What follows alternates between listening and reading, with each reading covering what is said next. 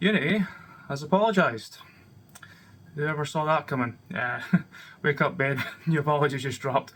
Yeah, it seems like we're getting one of these every week, especially if you're involved in the gaming community in any way. You probably have seen a lot of apologies this year from various game developers and stuff. But yeah, this is just one to add to the pile for both the gaming industry and software industry in general.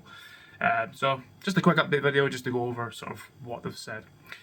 So yeah, the title is an open letter to the community. So you know, it's intimate, right?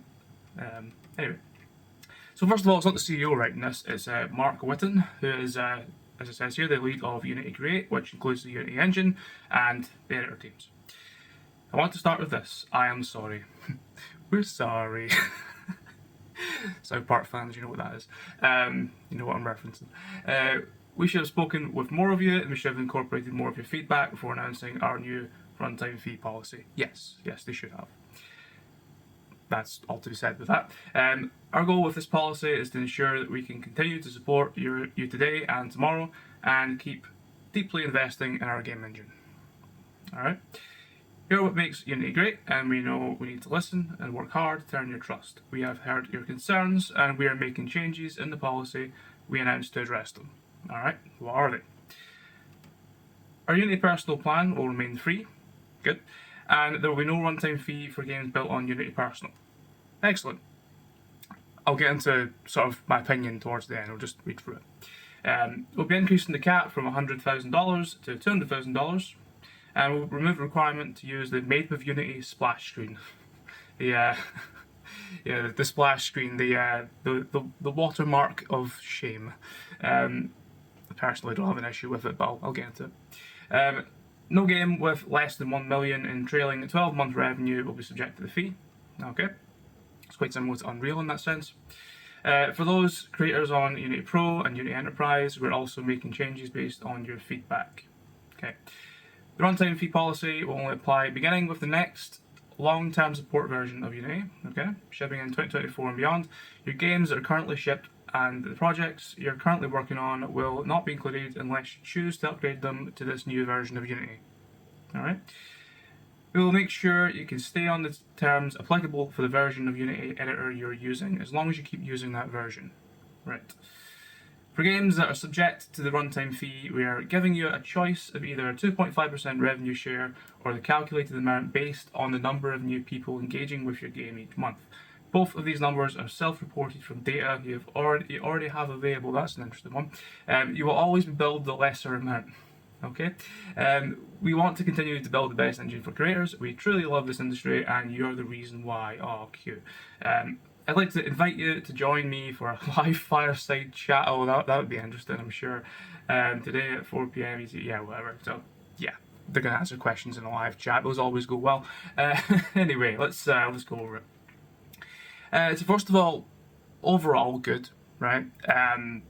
You know, it's about as much they could have walked it back, I think. I'm still not entirely like, okay, you know, we're not going to fully forgive them here, I think, and I think, you know, there's a good few reasons for that, which we'll get into. Yeah, no, it's it's about the best they could do, I suppose, with a pretty dire situation. They're well and truly made for themselves. They've dug their own grave here, and all this is just them trying to walk it back, and this isn't going to fix that. But anyway, I'll sort of get into that once I go through everything.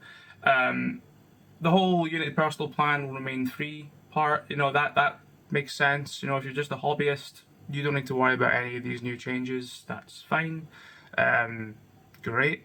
If you're a business, however, even if you're just starting out, if you don't have much of an audience yet, but you're planning on, you know, getting some attention, getting some growth, some popularity from your game, wanting to make something that's going to make you money, right, make you revenue, this is probably still going to be a concern going forward.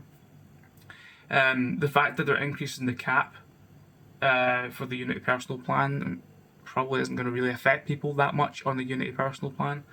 The Made with Unity splash screen, that I think that's just something extra they've thrown in just to try and get in people's good graces. I personally don't think that's a huge deal.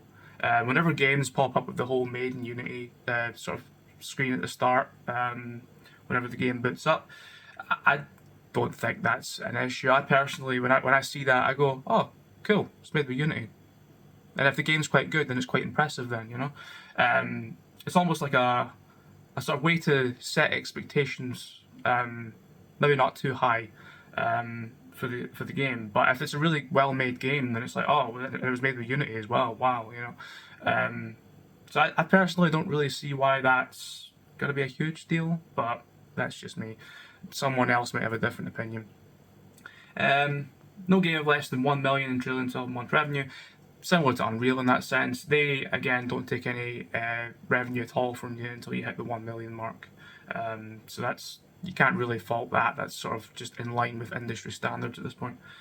The creators on Unity Pro and Unity Enterprise. That's kind of still where the big issue is. It was where the original issue was, to be honest. The interesting thing is this new runtime fee policy will only apply to the next long-term support version of Unity. I mean, it just means no one's going to upgrade Unity and it's going to become really outdated over time, right? I don't think anyone who wants a scalable product wants to do that, right? It's probably not the best thing to be doing, just to avoid fees. Especially if you're running a business. If you're just a hobbyist, then you're not really going to care too much, probably. But yeah, if you're running a business, if you're a professional outfit and you're trying to develop a game, you want to be on the latest version of your game engine, right? So yeah, it's not really a great sort of compromise to me. Yeah, it's one of those things. Another thing to add to that as well is if they really wanted to make up for the policy change in this sense for Pro and Enterprise, or just in general really, they probably shouldn't have deleted their GitHub with their terms and service on it. That was shady as F. They really need to put that back. I don't know why they've removed that, but that's probably one of the most shady things they've done, which I don't think I mentioned actually in the previous video to this, which if you haven't seen it, by the way, go watch it. I'll link it in the description below. If you're not up to date with the whole Unity thing, you know, that sort of goes into more what this drama is about. But I'm sure you probably heard about it. But yeah, as I was saying, like, they really need to like walk that back and put the GitHub repo back with the terms and service on it, because the fact they removed that just out of the blue, no warning whatsoever, it's a little bit shady. But anyway, moving on, the terms are only applicable to the version of the Unity editor you're using. Yep, well, fair enough, but as I said, you know, if you're a business, you're probably going to want to stay on the latest version. For games that are subject to a runtime fee, we're giving you a choice of either 2.5% revenue share or a calculated amount based on the number of new people engaging with your game each month. Both of these numbers are self-reported. Now that's quite interesting. This seems like a way to get around data protection laws to me. They can't take those numbers themselves, so they're asking you to self-report them. Now, there's a lot of trust me bro on both sides of this, right? Self-reporting, it's a bit like taxis. Sometimes people fib, sometimes people lie, right? They cover things, they fudge the numbers. So that's maybe not the best metric to use. Also, you'll always be billed on the lesser amount. How are you going to know that, right? Again, based on what? Unity is relying a lot on the trust me bro approach here, which is not a good approach to me. It's very interesting that they've decided to do that. It's better than what they had, but still very trust me bro. Want to continue to build the best engine for creators? Yeah, we know. At this point, I think they're just trying to save the business. But anyway, that is the update. Interesting. I don't think a lot of developers are going to fall for this, I guess. I mean, it's good that they've walked it back, but at the same time, like, businesses really need a game engine they can trust, right? They need to know that they're not going to pull any shady stuff like this in the future.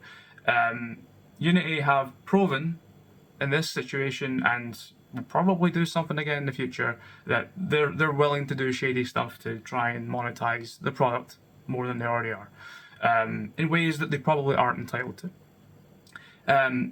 A lot of businesses, a lot of developers are already moving away from Unity, big developers, and I think a lot more are going to follow suit. I don't think this is really the answer people were looking for. I don't think anything they could have possibly said at this point really would have fixed it. I think it's about the best they could have done. There's a couple of bits, as I've sort of picked out, that they could have maybe done differently, but yeah, it's not going to be great for them. I think people are going to start moving over to Unreal and Godot as well, for those who maybe prefer something a bit more sort of open source and free to use for everyone, which is the way forward for any developer who, you know, wants to create something using a game engine, and hopefully they aren't going to be charged once they've already made the game. They're going to be charged some arbitrary extra fee after the fact, right? That's probably the best way to avoid that.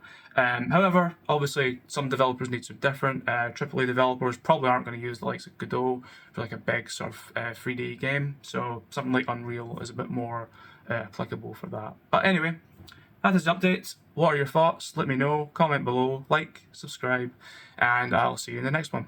Bye for now.